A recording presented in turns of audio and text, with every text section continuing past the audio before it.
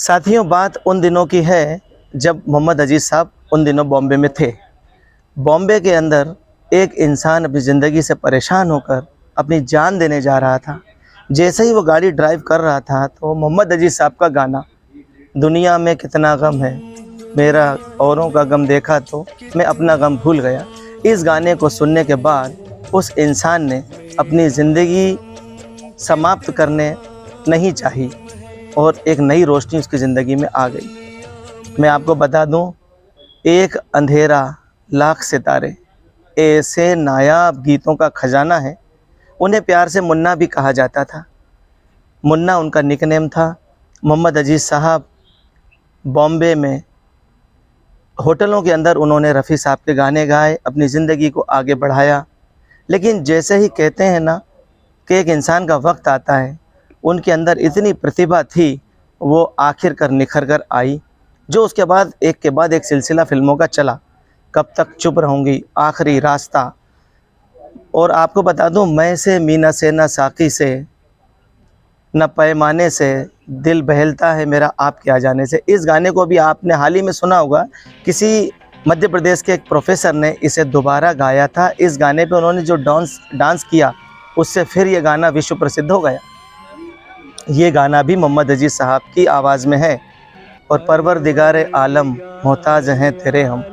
मैं आपको बयान कर रहा हूँ, मुझे इतनी इनके बारे में मालूमात है, और बहुत से ऐसे हमारे दर्शक हैं जिनको इनके बारे में बहुत ज़्यादा मालूमात है, लेकिन एक ऐसा इंसान, ना इन्हें किसी प्रकार का घमंड था, सादा जीवन उच्च विचार जीने वाले मोहम्मद अजीज़ साहब वो नगमों के तोहफे दे गए हैं जिनको कभी भुलाया नहीं जा सकता। न फनकार तुस्सा तेरे बाद आया, मोहम्मद रफ़ी तो बहुत याद आया। इस आवाज़ के पीछे जो आवाज़ है, उस शख्सियत का नाम है मोहम्मद अजीज़, जो जाने माने पार्श्व गायक हैं, जो आज हमारे बीच नहीं है। मैं आपको ये बता दूं कि मोहम्मद अजीज़ मोहम्मद रफ़ी साहब के शिष्य थे। आप कलकत्ता से आए और इनका सफ़र काफ़ी संघर्ष भरा रहा। लोगों को यकीन नहीं होगा अगर मैं आपको बताऊं, मैं आपको प्रूफ भी कर सकता हूं कि 19,000 से ज़्यादा गाने मोहम्मद अजीज़ साहब ने गाए। तेरा गम अगर ना होता, शराब मैं ना पीता, आज कल याद कुछ और रहता नहीं, एक बस आपकी याद आ जाने के बाद, लाल दुपट्टा मलमल का, मितवा भूल ना जाना। कई ऐसे अनगिनत गाने हैं जो मोहम्मद अजीज़ की आवाज़, सन 1980 का दौर था वो, जब मोहम्मद अजीज़ साहब मुंबई का रुख उन्होंने किया। कलकत्ता से वे हैं। 6 भाई बहनों में सबसे बड़े मोहम्मद अजीज़ साहब जब जैसे ही माया नगरी मुंबई पहुँचे तो उन्हें वहाँ पर काम नहीं मिला। शुरुआती दिनों में काफ़ी संघर्ष मोहम्मद अजीज़ साहब ने किया।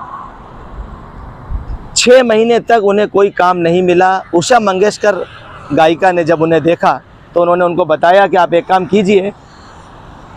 कई लोगों के पास उन्होंने भेजा, लेकिन बात नहीं बनी। और मैं आपको बता दूं कि वापस बम्बई छोड़ के वे कलकत्ता गए। और कलकत्ता जाने के बाद जैसे उन्होंने अपने भाई बहनों की शक्ल देखी तो ऐसे गुर्बत के हालात थे। बाथरूम में जाके मोहम्मद अजीज़ साहब आधा घंटा रोए। उसके बाद जो दोबारा उन्होंने आए, फिर बम्बई चले गए और ठान लिया कि प्रण करने से आप कुछ भी हासिल कर सकते हो। दोबारा जब वे बम्बई आए, एक दिन एक शख्स सुबह सुबह आया उनके पास कि चलिए साहब, अन्नू मलिक जी ने बुलाया है। और अन्नू मलिक जी ने उन्हें सबसे पहला ब्रेक दिया और उनका पहला गाना था रुपहले पर्दे पर, मर्द तांगे वाला मैं मर्द तांगे वाला। पहला ही गाना मोहम्मद अजीज़ साहब ने सुपरस्टार अमिताभ बच्चन के लिए गा दिया। उस गाने ने जो तहलका मचाया, उसके बाद तो खुदा गवाह, गोरी का साजन, और ऐसे कई गाने हैं। मैं आपको बता दूं कि कई एल्बम, डिविजनल एल्बम 110 गाए हैं मोहम्मद अजीज़ साहब ने, और उड़िया, आसामी, तेलुगु, कन्नड़ा, कई भाषाओं में गाने गाए हैं। बहुत ही अच्छे सिंगर रहे। हाल ही में मशहूर गायक सोनू निगम ने भी उन्हें श्रद्धांजलि दी है, उन्हें याद किया है। कई बड़े बड़े कलाकार उनके जाने के बाद अब उन्हें याद कर रहे हैं।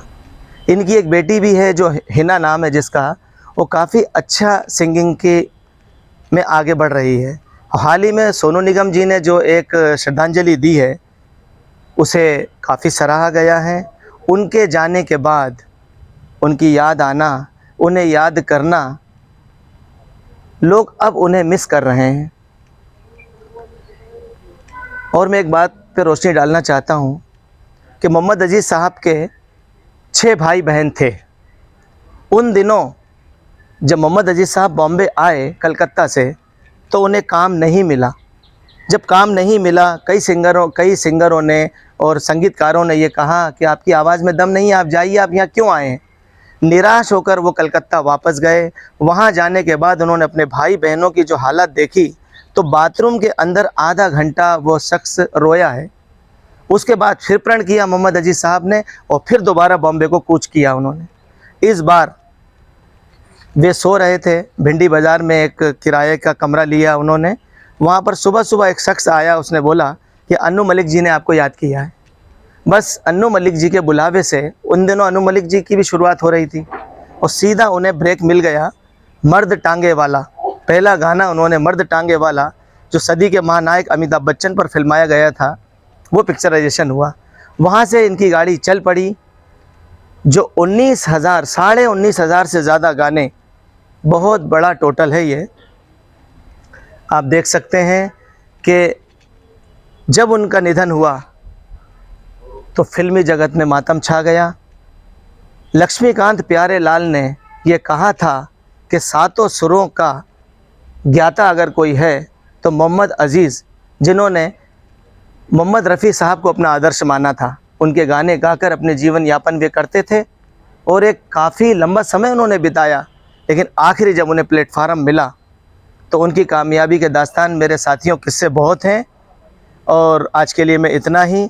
अगले हफ्ते फिर एक किसी महान हस्ती के बारे में गणित न्यूज़ की तरफ से आपको फिर हम रूबरू कराएंगे। मैं गणित न्यूज़ से उनको श्रद्धांजलि देता हूँ। नमस्कार, आदाब।